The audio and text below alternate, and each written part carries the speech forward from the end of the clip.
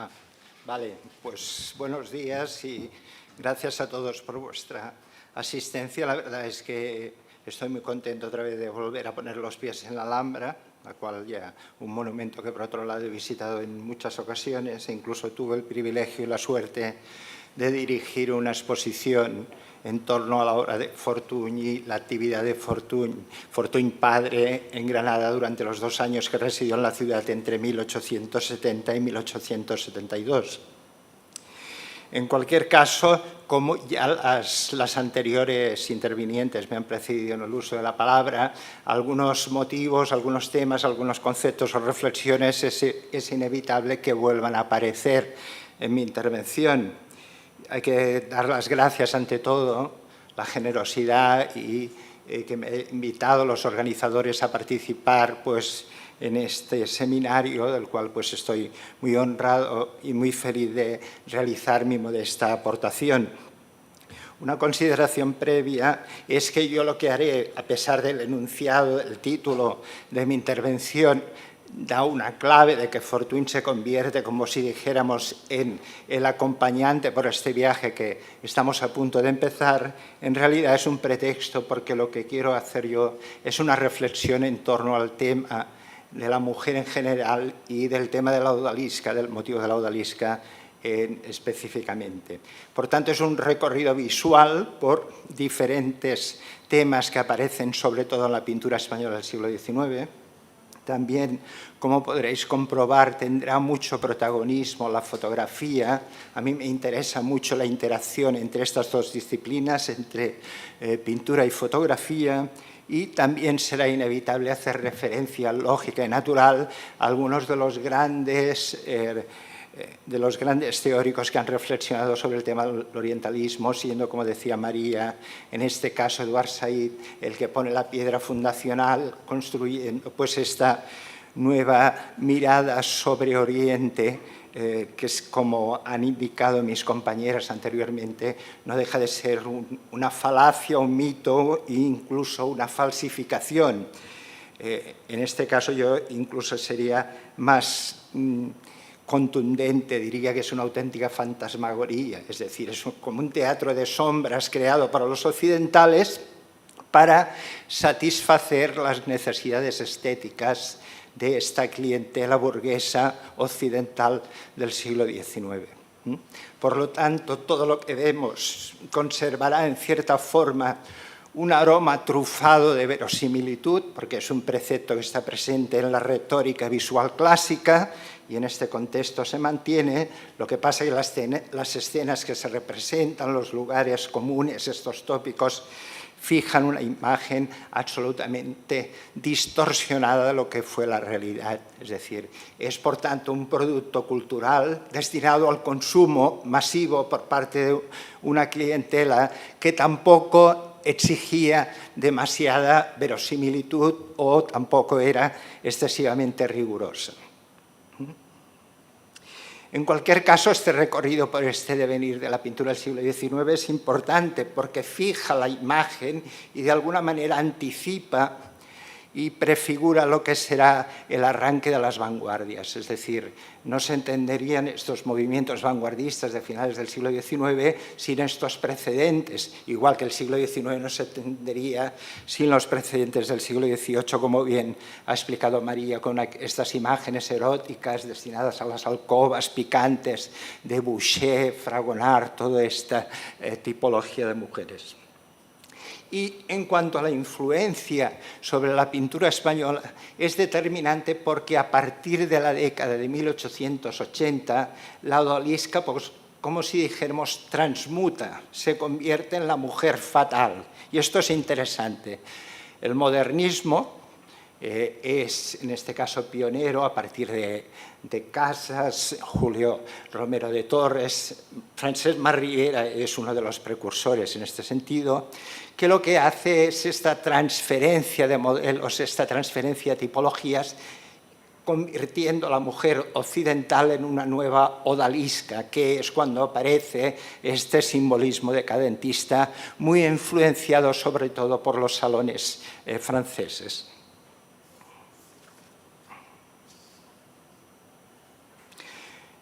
finalmente, espero que me dé tiempo, me gustaría centrarme también en las aportaciones de Fortuny a este tema.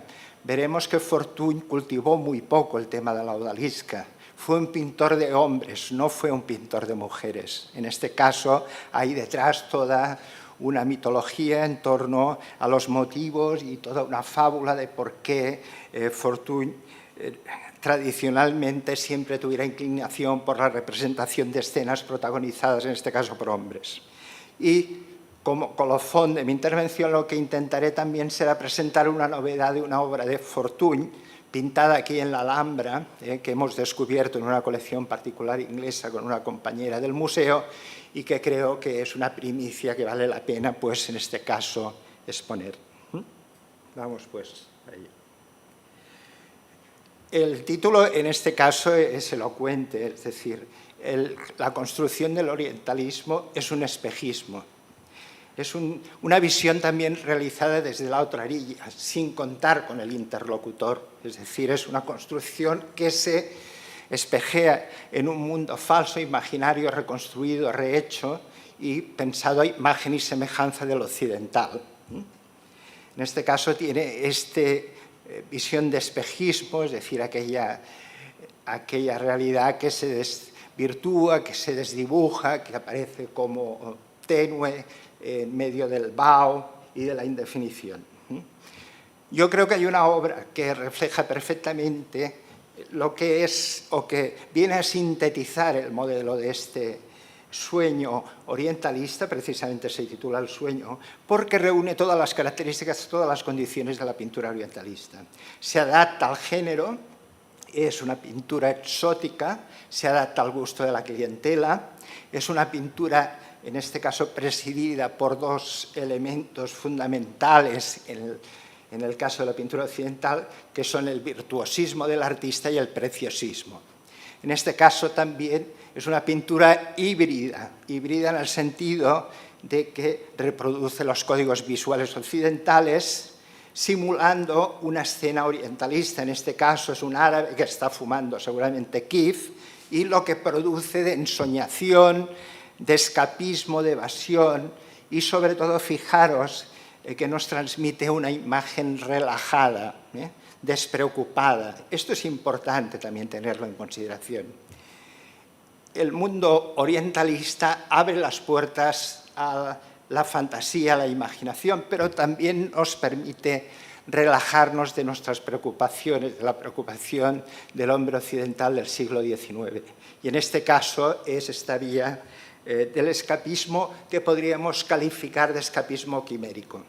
No faltan en este contexto, lógicamente, todo lo que acompaña a este tipo de producciones, que es el atrecho, es decir, las alfombras, las pipas de agua, todas las cajas, etcétera, etcétera, los frascos de perfume, es decir, además llegando a construcciones absolutamente abigarradas que generan un cierto efecto de horror vacui.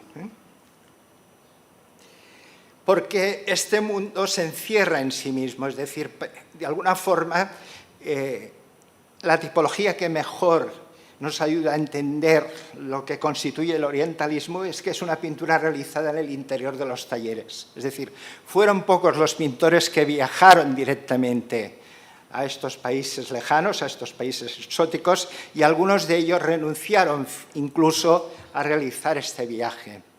Podían adquirir muchas de estas mercancías que les servían como elementos decorativos para completar las escenas en el mercado de antigüedades, en los mercados europeos, a través de las exposiciones internacionales celebradas en París, en Londres y otras ciudades europeas.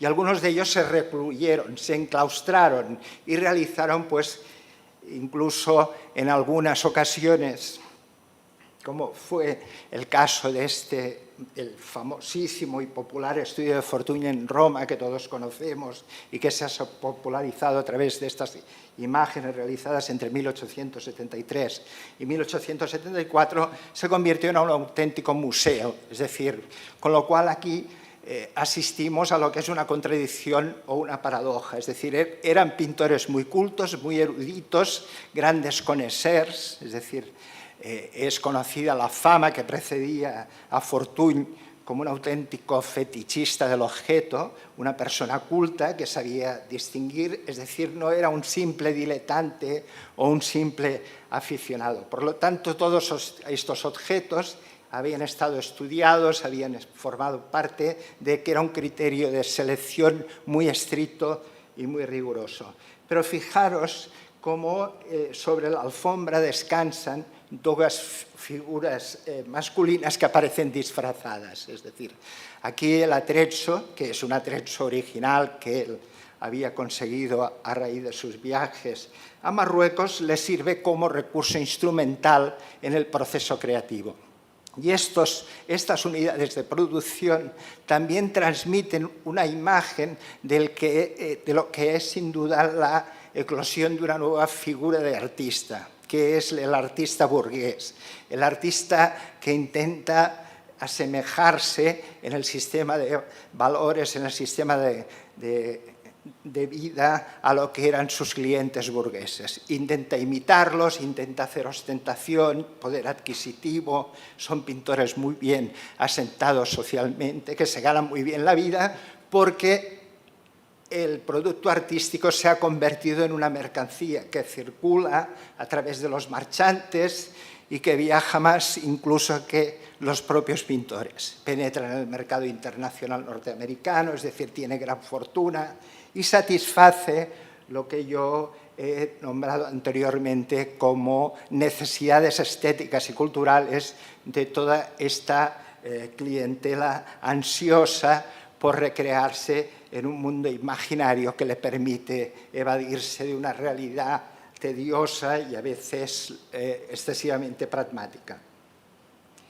Aquí tenemos otras imágenes del taller. Vemos también muchas de sus producciones más icónicas, algunas de ellas formarían parte de este modelo de obras inacabadas, del non finito, que es un tema muy interesante que está muy presente en Fortuny y que bueno, yo he abordado en algunos aspectos. La mayoría, lógicamente, de la colección de antigüedades árabes fue creada durante los 2 años que residió en Granada, es de la cultura, son elementos propios de la cultura nazarí, pero que son auténticas joyas, algunas de las cuales han sido muy bien preciadas y muy bien valoradas, hasta el punto de que en la famosa subasta del Atelier de 1875 se adquirieron a un precio muy elevado algunos de estos restos de cultura arqueológica.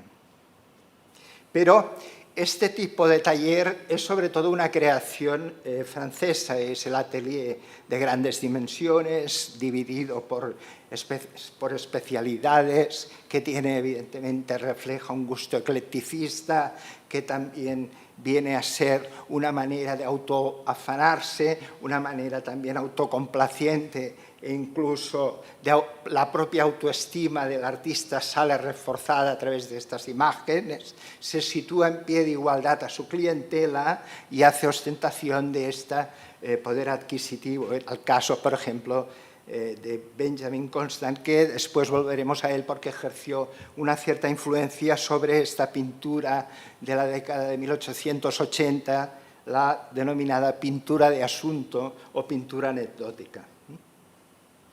La casa familiar de los Goupil, los grandes marchantes europeos de aquella época, Adolphe Goupil, que fue marchante de Gérôme, que fue marchante también de Fortuny, es decir, de todos los grandes pintores, también tenían recreaban esta atmósfera evanescente, orientalista, y que venía a ser el salón que formaba parte del gusto decorativo de todos estos grandes propietarios, de estos grandes burgueses. Incluso el perro pues, que descansa en esta posición, ¿no? Es importante el tema de la impostura porque ahora aparece el tema del disfraz. Es decir, por ejemplo, aquí apareció Fortuny. A todos estos pintores del 19, la mayoría de ellos vivían en Roma y en París, les gustaban mucho las fiestas de disfraces. Acostumbraban a disfrazarse y, por lo tanto, una de las formas de divertimento, de los juegos, tenía esta dimensión lúdica, era la de disfrazarse con atuendos moros, sin distinguir tampoco si eran sarracenos, si eran nazaríes, si eran bereberes, etcétera, etcétera. Ellos jugaban al juego del disfraz. Aquí, el mundo que rodea a Fortuny siempre es un mundo de hombres, fijaros, está ausente incluso en sus grandes producciones, las más icónicas, la mujer, cosa bastante curiosa que habría seguramente que analizar. Aquí recrea una escena que era también el tópico orientalista, eran las escenas, pues la fantasía árabe, pues aquí en este caso es una recreación de los músicos árabes. O Sorolla. Sorolla también se dejó seducir por esta vertiente de disfrazarse y de la alteridad y de jugar a ser el otro como un juego que recreaba también evidentemente el mundo infantil. Y luego se extendió, se generalizó a finales del siglo XIX y principios del siglo XX.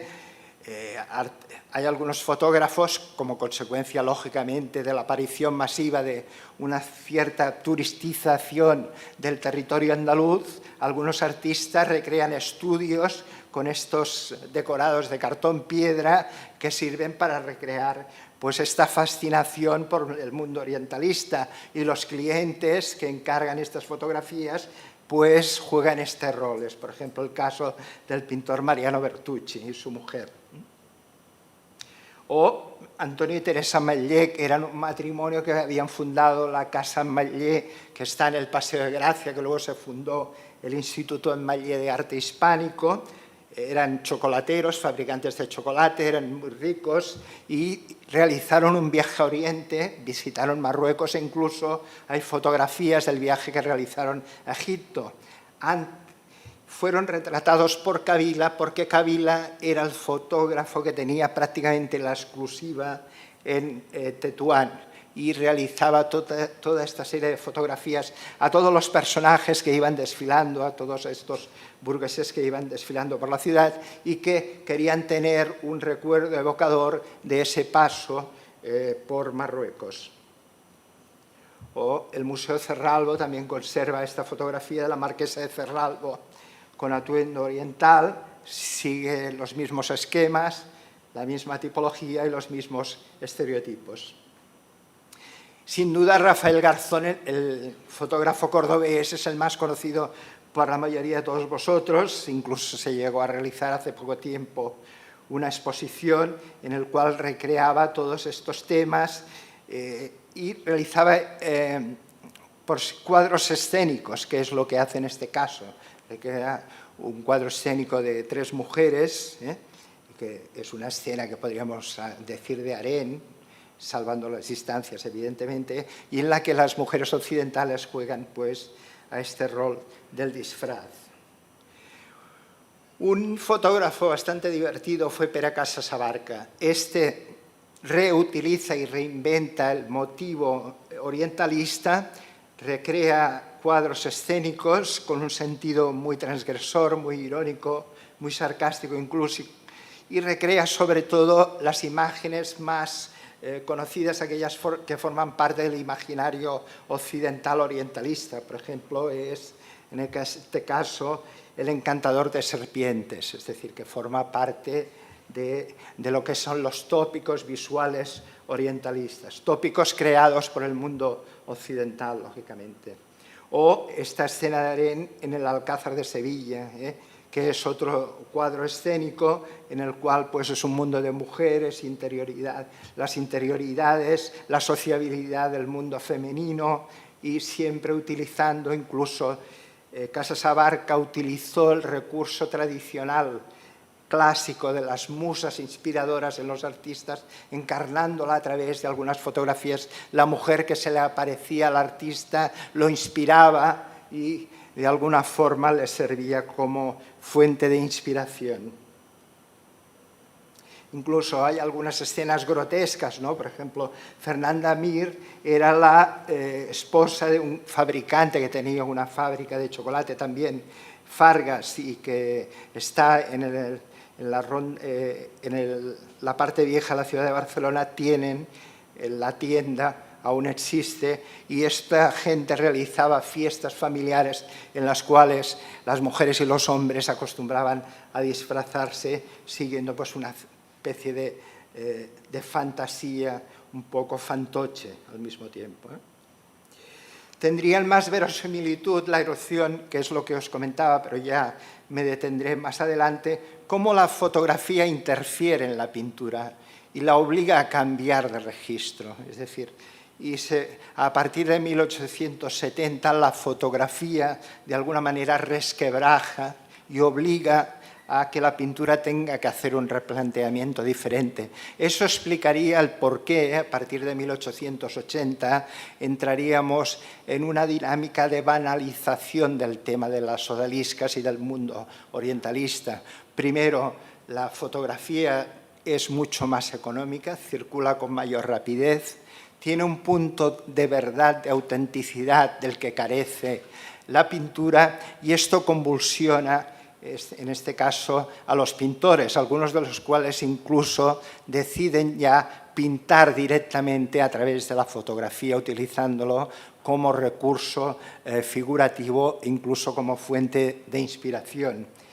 Aquí, evidentemente, hay una hibridación porque se utiliza como si dijéramos, un entorno burgués, confortable, con colchones, con sofás, con una decoración de papel también fingida, postiza, etcétera, etcétera, pero con unos modelos, en este caso reales, unos modelos de mujeres que sí que tienen una procedencia autóctona y son auténticas. Las exposiciones universales también tienen este componente etnográfico que permite descubrir, aunque también con un sesgo muy banal, lo que es en este caso un grupo de músicos bereberes que estaban a punto de realizar una actuación sobre la danza del vientre, explotando evidentemente los tópicos culturales más habituales de este mundo. Centrándonos en Fortuny, no explicaríamos la odalisca que ha aparecido tanto en la intervención de María como en la intervención posterior. No explicaríamos este contacto con el mundo oriental si no recordáramos, evidentemente, que Fortuny estuvo poco tiempo en Marruecos. De hecho, estuvo en 1862 meses y volvió a visitar el país en 1862, también 2 meses. Fue allí con motivo de recibir el encargo por parte de la Diputación Provincial de Barcelona de realizar algunas escenas protagonizadas por los voluntarios catalanes con motivo de la guerra hispano-marroquí, es decir, la famosa guerra de África. De esta experiencia dijéramos que quedó un cuadro, que ese es el famoso cuadro, la batalla de Tetuán, que pretendía ser una obra ambiciosa. Recordar que es una obra de más de 9 metros de anchura.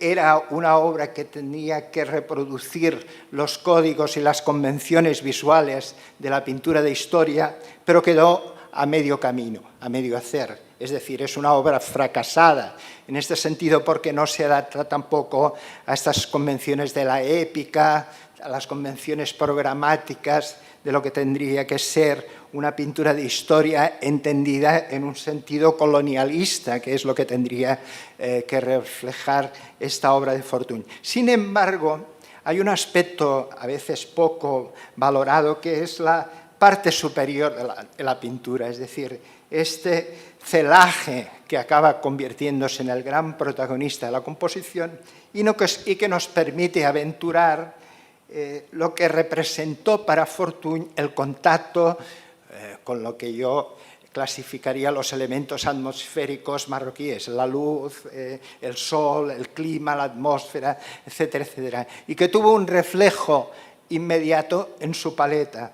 Y esto seguramente a Fortuny le creó una ambivalencia, le creó una cierta incomodidad a la hora de representar esta obra, porque tenía que adaptarse a los códigos visuales occidentales de la pintura de historia, el maniqueísmo, el conflicto entre buenos y malos, etcétera, etcétera, y el resultado final fue un caos. Es decir, organizativamente la pintura está mal estructurada y es una obra, dijéramos, que tiene una inmensa calidad, que es la calidad de los detalles. Si realizas una aproximación a determinadas imágenes, puedes ver precisamente lo que es una de sus principales rasgos definitorios, que es el preciosismo con el que trabaja, la virtuosidad.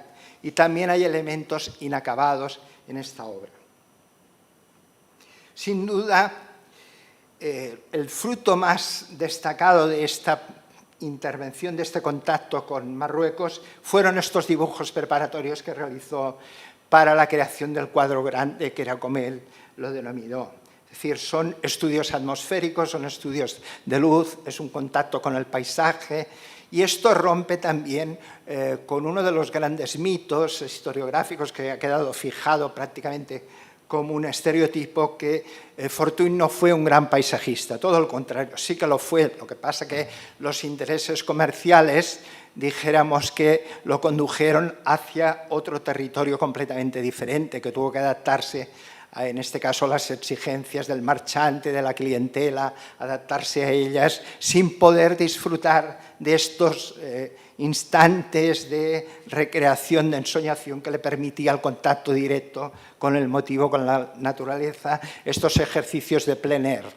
Además, eran ejercicios incompletos, inacabados, que tienen mucho de práctica romántica.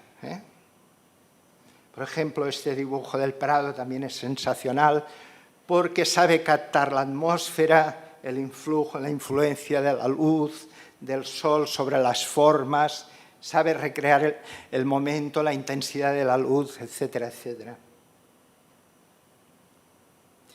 Otros estudios que realizó, bueno, tal vez el de Vista de Tetuán es el más conocido, que presenta la particularidad que lo hizo, seguramente lo ensambló en el estudio, porque es una obra de grandes dimensiones, que está hecha a través de retazos pequeños, como si fuera un collage de dibujos que él fue ensamblando y reproduciendo y organizando. Quiere decir que algunas de estas acuarelas, que son acuarelas que requerían tiempo, dedicación, etcétera, fueron realizadas en el estudio. Y es interesante, o es fácilmente de suponer que los dibujos, los esbozos, los primeros contactos, los dibujos preparatorios debieron ser realizados sobre el terreno y luego fue cultivando, fue trabajando todo el proceso creativo en su estudio de Roma. La Odalisca de Fortuny es sin duda una obra icónica dentro del panorama pictórico español del siglo XIX. Es verdad que porque es la precursora, es decir, no había habido antecedentes anteriores a este tipo de producción. Es una obra extraña dentro de lo que es el contexto de actuación de Fortuny. ¿Por qué?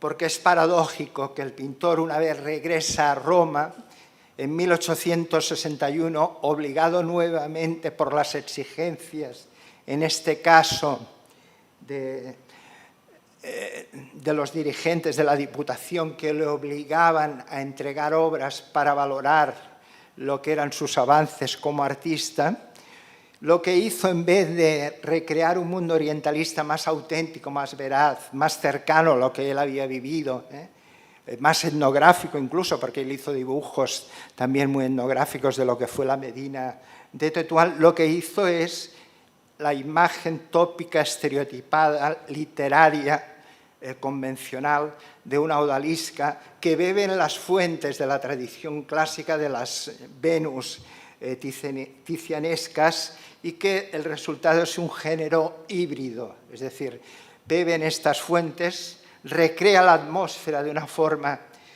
absolutamente excelente. Nuevamente se ve, a pesar de su precocidad, pensar que aquí tenía 18 años, en este caso lo que hace es aparecer en toda su intensidad, en toda su extensión, el virtuosismo y el preciosismo del pintor, en los pliegues de las telas, de las sábanas, en la recreación del nudo nácar, es decir, nacarado, de este modelo que no deja de ser un modelo femenino clásico de una academia, pero es una mujer. Él siempre que acudió a la Academia Gigi de Roma siempre representaba hombres, hombres, hombres.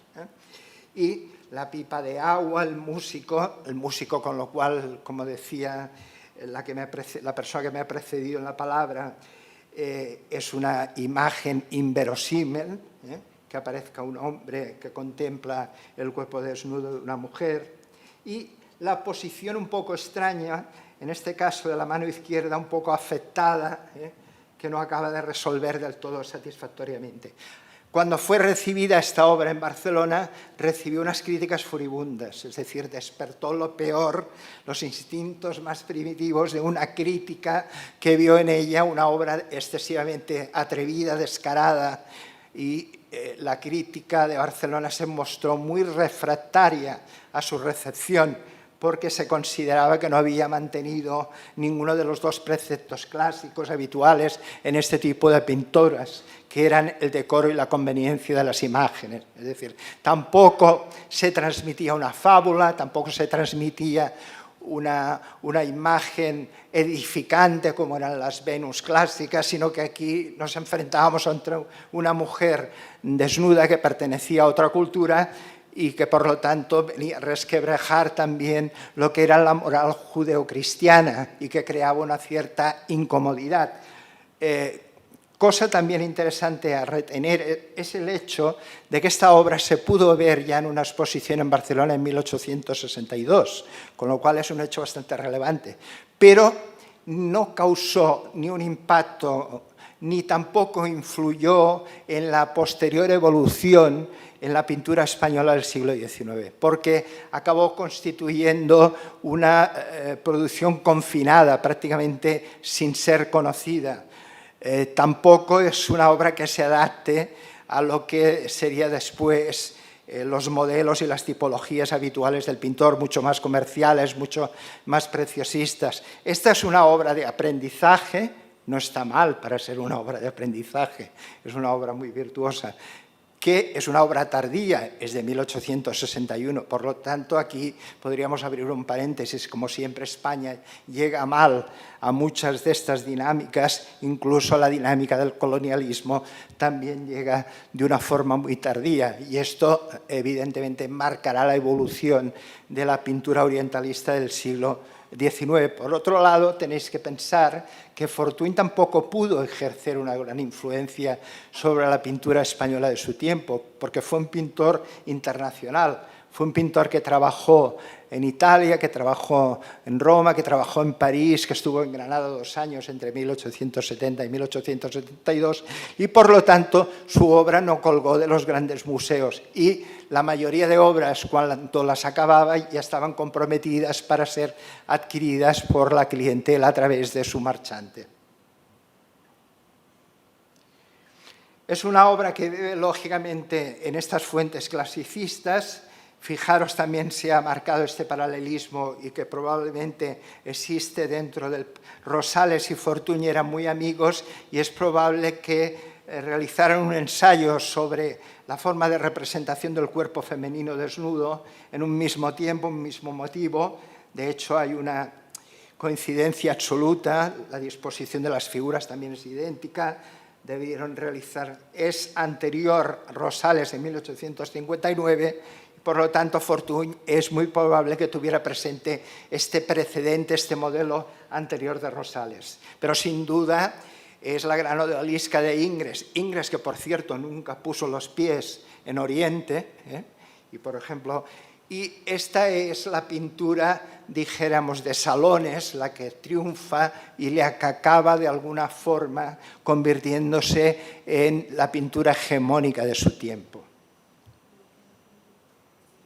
Lo que es muy brillante es el escorzo del cuerpo de la mujer, es decir, está realizado de una forma muy convincente y en esta forma dominando perfectamente toda la estructura ósea de este cuerpo femenino, que está bien proporcionado en cuanto a las relaciones proporcionales.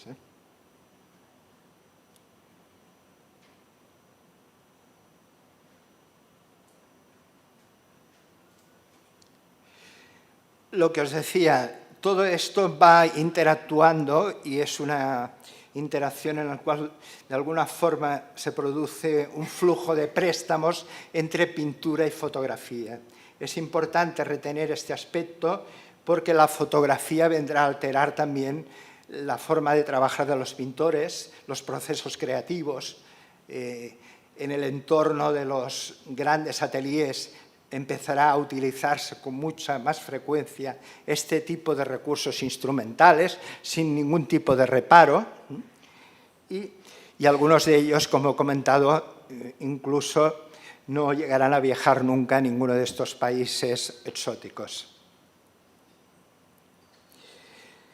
Existen elementos también híbridos en algunas pinturas que reflejan lógicamente esta inercia de la pintura clásica, la pintura renacentista, que tiene una continuidad en el XVIII francés, y el mito de Esther con la odalisca, en el cual se combinan ambas fuentes iconográficas y que ya van marcando pues, este contacto entre dos tradiciones, entre dos civilizaciones. Incluso es una obra que podría prefigurar, salvando las distancias, a la Olimpia de Manet, es decir, por la presencia de esta esclava negra que acompaña pues, a la figura, en este caso de Esther, en Olimpia. Es una definición, como si dijéramos, muy academicista, muy del salón del siglo XVIII, pero que también ejercerá como una tipología una notable influencia. En el caso de Fortuny os he dicho que son muy extraños los episodios en los cuales él cultivara este tipo de representaciones femeninas. El Museo Nacional de Bellas Artes de Buenos Aires conserva una supuesta odalisca que más que nada yo la calificaría de vacante, y es una obra inacabada, es una obra que es atributivamente compleja, difícil. Yo me inclinaría por descartar su autoría. Han aparecido en el mercado de arte obras similares a estas, como si dijéramos intentando de alguna forma explotar la fortuna que tuvo la odalisca que pintó en 1861. Es una obra que aparece dedicada a Goupil, es un elemento por lo tanto documental que pudiera ayudarnos a establecer o descifrar, pero se adapta más, yo diría, a los usos tradicionales académicos de lo que es la representación femenina del cuerpo femenino en diferentes posiciones, en diferentes actitudes, sin alcanzar aquella vertiente orientalista. En cambio, estas derivadas, en el caso español, que fueron derivadas que acabaron pervirtiendo el tema, acabaron banalizando y de alguna forma vulgarizándolo, es un caso ejemplar, es esta pintura del Museo de Bellas Artes de Murcia, Juan Martínez Pozo. Es una odalisca que recrea también algunas odaliscas de Ingres, también bebe en las fuentes de la...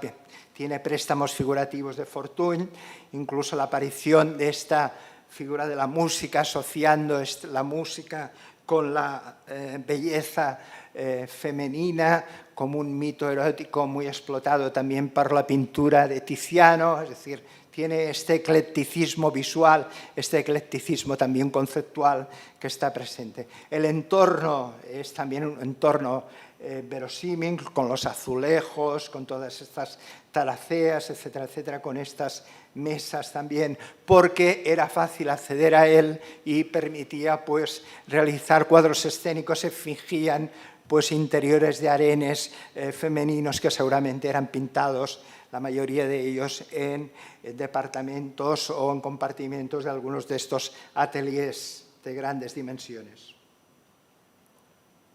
Como ya se ha indicado, sobre todo el harén era un espacio de socialización de las mujeres. Por lo tanto, tenía este componente de compartir privacidad, de compartir experiencias, de poder solazarse pues, en el contacto con estas mujeres y también poder socializar. En este aspecto, Delacroix hizo una aproximación mucho más etnográfica al tema. La famosa Mujeres de Argel en su apartamento. No es una visión tan misógina, no es una visión tan cosificada, tiene elementos Claro, lo que pasa que aquí el tema es tenemos que aceptar una convención, que nosotros asistimos como espectadores, que estamos al otro lado de la imagen. Tenemos que aceptar también esta convención de que el pintor estuvo allí, de que el pintor pudo representar todo aquello. Y con lo cual todo esto evidentemente es un engaño, es una falacia. También en el exterior, esta obra muy bonita de Eugène Giroux, del Museo de Bellas Artes de Tours, que también recrea pues, este escenario de mujeres que comparten pues, chismorreos, que de alguna forma también estaba presente en la cultura occidental de muchos de los pueblos de los que nosotros somos originarios. El mundo segregado por sexos siguió existiendo a lo largo del siglo XIX y bien entrado el siglo XX. Solo hacía falta ir a las iglesias y la fila de los bancos de la derecha pues, era para los hombres y la de la izquierda para las mujeres. Es decir, había una segregación muy acentuada. Bueno, paso. Una obra de una mujer que he querido, porque son escasas, es Fiesta de Natalicio en Tánger, que era una escena también que formaba parte de estos repertorios iconográficos, de estas fantasías orientalistas, la fiesta del natalicio, en el cual podéis observar que toda la congregación que se reúne, toda esta multitud, todas ellas son mujeres, es decir, no hay ningún hombre en este caso, y con lo cual se destruye nuevamente el mito de la presencia del hombre en este tipo de escenas. Delacroix hizo una aproximación erótica al mundo de la mujer, pero con una perspectiva diferente, en este caso Aspasia. Tiene un elemento de retrato etnográfico del que carecen otras aproximaciones al mundo de la mujer, y en este caso es digno de resaltar y de revelar e incluso de dignificar. El caso del baño turco influirá sobre la aproximación al mundo del cuerpo femenino desnudo. Fijaros que el modelo del cuadro, es decir, la forma del cuadro es el famoso tondo rafaelesco, es decir, remite, por lo tanto, a lo que es el mundo clasicista, pero al mismo tiempo recrea la mirilla del observador, es decir, nos sugiere un ejercicio de voyeurismo masculino para que podamos penetrar y traspasar el tabú, ese tabú en el cual no nos era permitido a los hombres aproximarnos a un mundo lujurioso, concupiscente, que abrían las mujeres y que se nos mostraban de una forma sexual sin complejos y de forma desprejuiciada. Era pues un intento de satisfacer las pulsiones eróticas misóginas de los hombres. Y luego la fotografía acabará culminando todo este proceso con una vulgarización de fotografías pornográficas, pseudoeróticas, de un consumo masivo destinado al mercado masculino.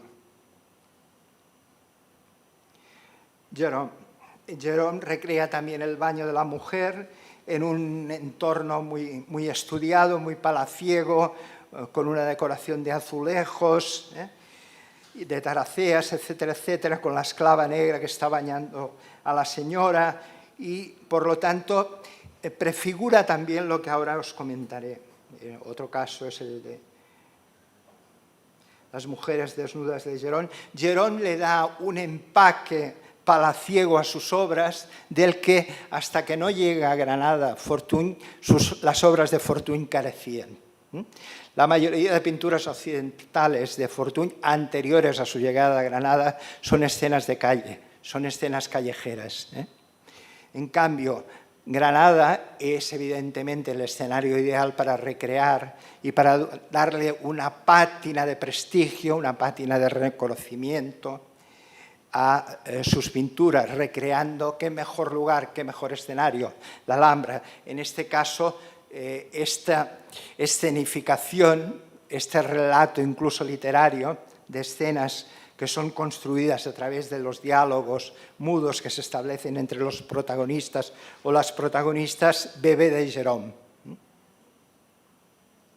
Esta también es muy bonita, porque incluso aquí hay una hibridación, es decir, es la mujer negra, la esclava, que en este caso está bañando, dando masaje a una mujer, pero parece ser una mujer occidental, es Es decir, es este caso del hammam, del baño, que permite pues, este contacto por parte de las mujeres con el universo orientalizado. Y lo que os decía, cómo esta influencia del culto al cuerpo, del tema de los cuidados de la higiene, aparece a finales del siglo XIX en la pintura española de la época, sobre todo a partir del romanticismo.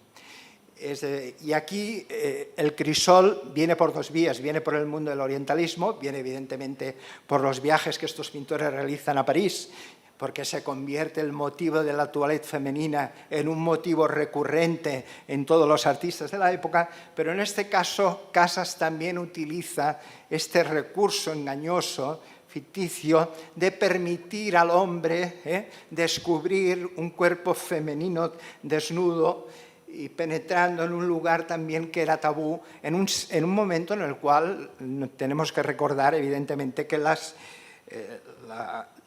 el sistema moral español era un sistema moral muy rígido, muy estricto. La moral judeocristiana no permitía incluso la visión de la mujer en estas condiciones. Y la pintura era un pretexto que daba esta pátina de respetabilidad y de legitimidad. Francesc Masriera, que ha aparecido, es sin duda el pintor que más contribuye a la difusión, pero a la vulgarización del motivo. Es decir, se convierte en un pintor comercial, un pintor que se gana muy bien la vida en la Barcelona de la fiebre de oro, la Barcelona de la restauración monárquica, 1870-1880. Es uno de los pioneros en construir, junto con su hermano, el gran templo taller que aún se conserva en el ensanche de Barcelona, en la calle Bailén, un templo que recrea un templo clásico, el templo del Partenón, es decir, que las pretensiones eran bastante elevadas. Y se dedica a la comercialización de estos temas, a la vulgarización, como es el caso de una odalisca que ya ha sido occidentalizada, como decíamos anteriormente, utilizando como atrecho, como decoración, pues los motivos que formaban parte de su propia colección, porque tanto él como su hermano, José Masriera, que se especializó en la pintura de paisaje, fueron adquiriendo durante sus viajes a París. Masriera, como veremos, realiza estas mujeres suntuosas, ostentosas, es decir, de carnes prietas, que exhiben sin pudor todos sus atributos, que intentan seducir. Y esta es una influencia sobre todo del decadentismo francés de finales del siglo XIX. Y hay que leer en ellos la influencia de Constant. Seguramente deberían conocer la pintura de Constant o incluso la de Gustave Moreau a través de los viajes que realizaban a París, y en los salones podían observar este tipo de pinturas que eran este decadentismo orientalista. Por ejemplo, la Judith del Museo Nacional de Bellas Artes de Buenos Aires bebe también en estas mismas fuentes, recrea también en este caso el mito de Judith y Holofernes, la escena, pero no tiene pudor en mostrarla desnuda, enseñando sus senos sin ningún tipo de rubor. César Álvarez sería un continuador de esta tradición, de esta línea. Realizaría pues esta tipología. Evidentemente aquí hay unos pintores más dotados y otros que tienen unas cualidades peores, es decir, hay autores con más talento, como sería el caso de Fortuny, y otros que podríamos decir reinan dentro de una cierta mediocridad. Fabrés es otro artista que realizó todo tipo de géneros, todo tipo de temáticas. Durante un tiempo cultivó la pintura orientalista. En este caso hizo toda una serie del motivo, no de la esclava, como está aquí, sino la ladrona. Es decir, y utilizó para mostrar el seno de la mujer, utilizando pues un tipo de coquetería absolutamente absurdo y una visión absolutamente misógina. Un pintor de unas grandes calidades, de unas grandes facultades, un pintor también nómada, vivió en México, vivió en París y residió también durante mucho tiempo en Roma, pero que nunca visitó. Y hay que decir que en sus estudios guardó grandes colecciones de indumentaria de todo tipo, de indumentaria de pintura de género para recrear escenas de espadachines, de mosqueteros, etcétera, etcétera, y también pintura y también indumentaria orientalista para recrear este tipo de imágenes. Es un pintor muy influenciado, lógicamente, por Fortuny, por su virtuosismo, por este preciosismo que cultiva. Pero no deja de ser un epígono de todo este mundo. El que os decía, la interacción entre la pintura y la fotografía es muy interesante porque muchos pintores no tuvieron ya ningún tipo de disimulo en utilizar la fotografía como recurso para sus procesos creativos. Circulaban, lógicamente, este tipo de imágenes y permitían, pues, hacer estudios de detalles, anatomías que eran recreadas, y a partir de estas fotografías lo único que hacían ellos era limitarse tal vez a partir de alguna modelo que tenían en el estudio, la vestían, la disfrazaban con todo este tipo de indumentaria y recreaban pues estas fotografías que utilizaban como fuente de inspiración. En algunos casos incluso realizaban auténticas imitaciones. Es interesante porque esta colección que yo he podido localizar era propiedad de un pintor también de la segunda mitad del siglo XIX, que era Tomás Moragas, que también cultivó algunas obras de tipo orientalista, que fue formando a través de sus viajes a Marruecos y Argelia una interesante colección de fotografías orientalistas que luego utilizó para representar algunas de sus pinturas.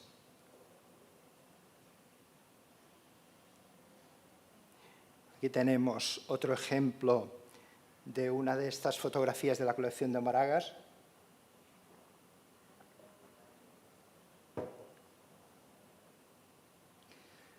Y aquí iniciamos como una fase de decadencia, es decir, existen ya una repetición ad nauseam, un cierto efecto de cansancio de cómo se van repitiendo modelos, estereotipos, y que van degenerando el modelo, que llega a una cierta situación de hartazgo por parte de una clientela que sigue consumiendo prácticamente como si fuera fast food todo este tipo de productos adulterados sin ningún tipo de reparo.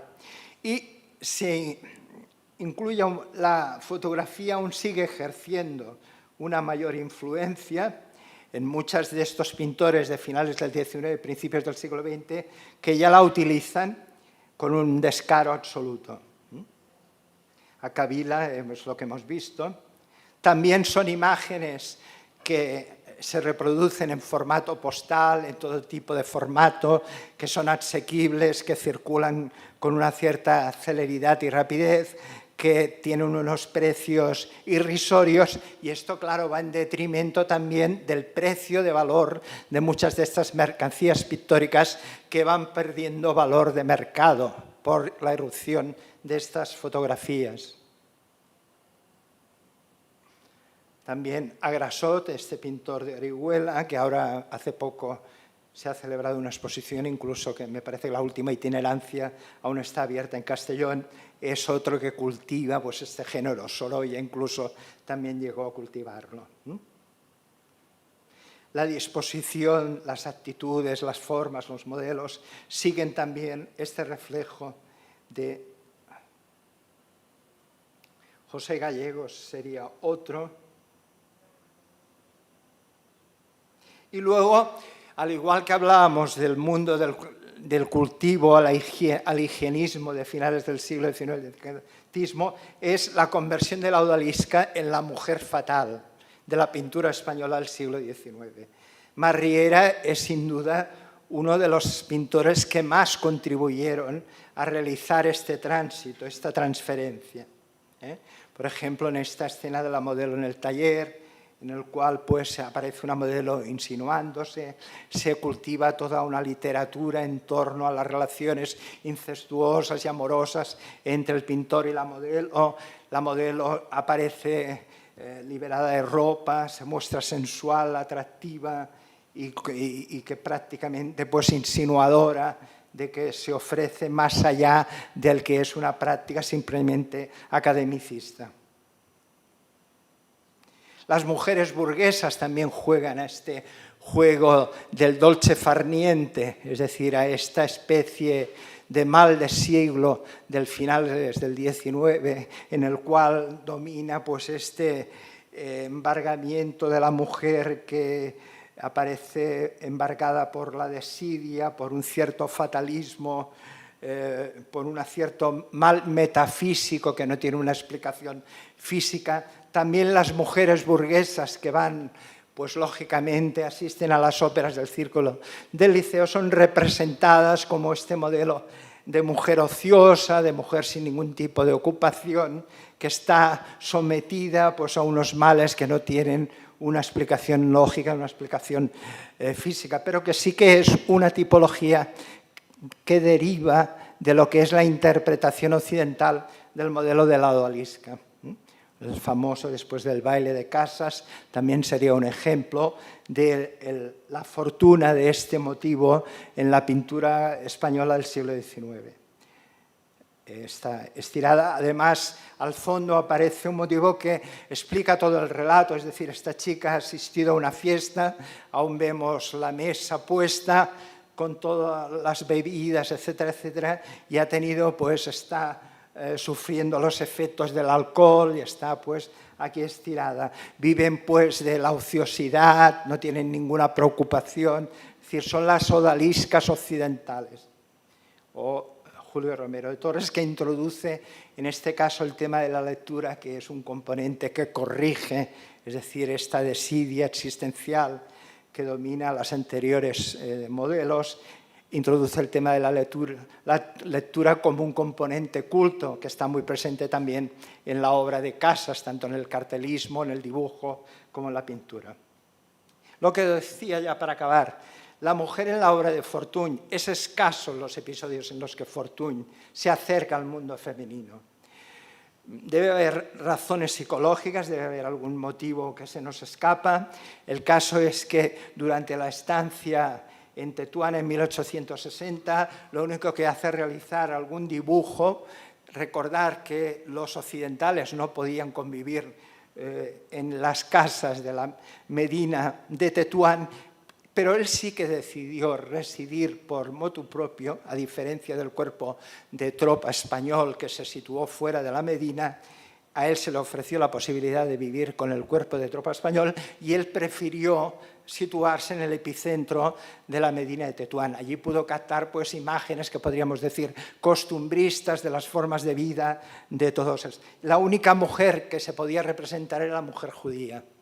Y en este caso es lo que hace. Los judíos, a diferencia de los magrebíes, permitían el acercamiento del occidental. Delacroix ya había realizado una imagen similar de una mujer judía. También Facio, que fue el fotógrafo que acompañó a la expedición española de la Guerra de África de 1860, realizó esta foto de estudio, seguramente en Melilla o en algún lugar de estos. George Washington, esta judía de Tánger, Tapirola, novia bereber, que también es una judía. Antonio Cavila, es decir, era el estereotipo reproducido. En cambio, Carmen Bastián desorienta y desconcierta, es decir, es como poner los dedos en un enchufe. Es una antítesis contraria al acercamiento que había tenido la imagen de la mujer a través de aquella recordar. Han transcurrido simplemente 10 años entre 1861 y esta imagen de 1871. No deja de ser, evidentemente, un ejercicio privado, un ejercicio no destinado al mercado, es un ejercicio, por lo tanto, situado en una aureola de prohibición, de ocultismo. Recordar que la propia familia, esta obra que quedó inacabada, nunca estuvo expuesta en el atelier del pintor, siempre se ocultó porque evidentemente para la familia era un deshonor, es decir, exhibir pintura de una mujer desnuda que era una criada, con estas características vulgares de ordinariez, como sin ningún tipo de reparo, etcétera, etcétera, sin respetar el decoro, la conveniencia de las imágenes, y además una mujer que no formaba parte ni del propio núcleo familiar, era un escándalo para toda la familia. Entonces, ¿qué hizo la familia? Retiró la obra del atelier y la tuvo durante mucho tiempo oculta incluso utilizando una cortina que solo se descubría en ocasiones especiales, creando pues aquel misterio. Y es curioso porque ahora la receptividad de esta obra ha cambiado radicalmente, es decir, lo que fue un ejercicio privado, destinado evidentemente a un atrevimiento, a una distracción del propio pintor, ahora se expone en un museo público, con lo cual se han alterado evidentemente las formas de percepción de la obra. Incluso no tiene sentido ahora especular en demasía sobre cuáles fueran las motivaciones desde el momento en que una obra que nace con una voluntad privada ha acabado formando parte de un museo de arte en el cual todo el mundo puede verla, contemplarla y opinar sobre ella. En cualquier caso, es una obra extraordinaria y que refleja evidentemente un salto cualitativo con respecto al periodo anterior. En 1861 nos encontrábamos aún con un pintor anclado y sometido al peso de la tradición, que estaba aún balbuceando, que ensayaba cosas, y ahora tenemos un pintor que es capaz de abordar cualquiera de los temas con gran facilidad, con gran rapidez, con gran agilidad y con un maestrazgo incomparable. Los escenarios de la Alhambra, ya para acabar, porque es también curioso. Sabéis que Fortuny, a diferencia de muchos de los pintores que hemos visto a lo largo de la mañana, residió en Granada entre 1870 y 1872 y convirtió la Alhambra en el escenario de muchas de sus grandes producciones más icónicas. Y en este caso hizo un cambio radical respecto a la forma en la cual había venido él tratando estos temas anteriormente, es lo que os he dicho. Le da una pátina de prestigio, de respetabilidad, porque sitúa estas escenas en el palacio. ¿Qué mejor palacio? El Palacio de los Nazaríes. En este caso, intenta hacer un salto cualitativo e intenta también situarse en el nivel de los grandes pintores orientalistas franceses, estrictamente en este caso Gérôme. ¿Por qué? Porque le da este punto de historicismo a las seves composiciones. Hasta entonces lo que había dominado era el costumbrismo. A partir de la Alhambra lo que predominará será en este caso el historicismo. Recrea además con absoluta verosimilitud todos estos entornos, todos estos pasajes, pero fijaros, es lo que decía, los actores, los protagonistas de la escena son hombres, siempre son hombres. En este caso, recordar que el Tribunal de la Alhambra fue adquirida por Salvador Dalí en Nueva York. Bueno, y hay toda una leyenda de cómo la adquirió a través de que él hizo un intercambio, había firmado una servilleta suya con un dibujo y entonces el propietario, a cambio de esta servilleta, le regaló esta pintura de Fortuny. El Café de las Golondrinas viene a ser un ejemplo también, esta acuarela fantástica, maravillosa, pero hay algunos pintores, como este pintor sueco, que sí, que no se resiste a cultivar esta escena absolutamente falsaria de lo que es escena sensual en la Alhambra, en lo cual aparecen unas mujeres bañándose, desnudas, ocupando los espacios de la Alhambra y evidentemente transgrediendo lo que es un mundo cerrado, exclusivamente destinado al mundo del harén. Y en cambio aquí hacen ostentación, se exhiben sin ningún tipo de pudor. No hemos hablado del erotismo masculino, que es una vertiente que yo creo que es interesante, es decir, está presente en la pintura, evidentemente de una forma soterrada, de una forma oculta, en un mundo misógino, evidentemente, y en un mundo patriarcal, y en este caso bastante homófobo, era difícil que tuviera cabida y que se abriera camino. Puede decirse que el reposo del guerrero de Fabrés aquí coquetea con el erotismo del guerrero masculino, presentándonos el guerrero, además, que no aparece investido de esos atributos tradicionales bélicos, sino que se nos muestra prácticamente como una odalisca que descansa, que no tiene en este sentido una actividad pues, belicista. O esta otra de Rednaud, Hassan y la Mouna. Fijaros, el hombre ha pasado a ser el protagonismo de la sensualidad. Aparece con el torso semidesnudo, y la mujer que ocupaba el lugar de protagonista pasa a ser la comparsa, la que acompaña con la música y da este tono de sensualidad.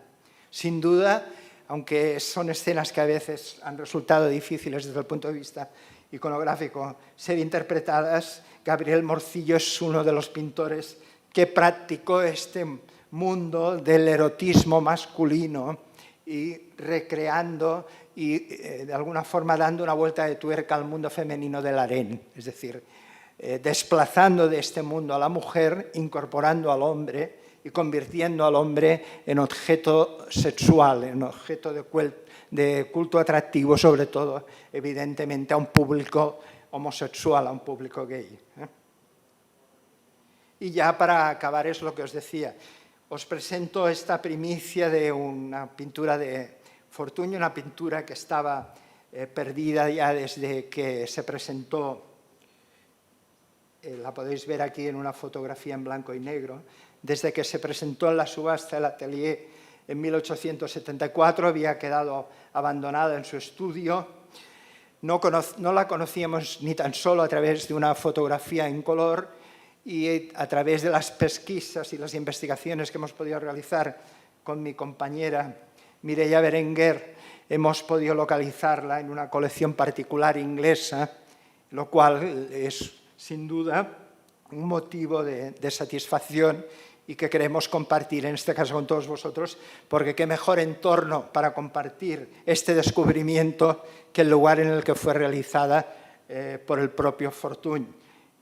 Obra, nuevamente, hay que remarcarlo, inacabada, y por eso quedó abandonada en el estudio romano de Fortuny. Bueno, por mi parte, perdonad el rollo, muchas gracias por vuestra atención y nada más, muy amables.